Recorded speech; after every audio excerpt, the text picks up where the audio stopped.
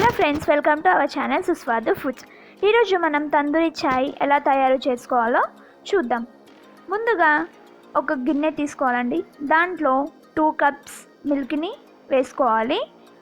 తర్వాత 1.5 చెంచా టీ పొడిని వేసుకోవాలి. 2 చెంచాలు షుగర్ వేసుకోవాలి.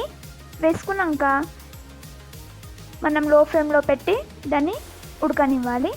తర్వాత స్టవ్ ఆన్ చేసి మనం మట్టి గ్లాస్ని తీసుకోవాలండి. ఇవి బయట మార్కెట్లో దొరుకుతాయి. దీన్ని మొత్తం మనం చుట్టూ అంతా వేడి చేయాలి. ఇలా చూసారా, వీడియోలో చేస్తున్నాం కదా, అలా ఈ చాయ్ ఉడికేంత వరకు దాన్ని మనం వేడి చేసుకోవాలి. తర్వాత దీంట్లో 1 ఇంచ్ అల్లం వేసుకోవాలి.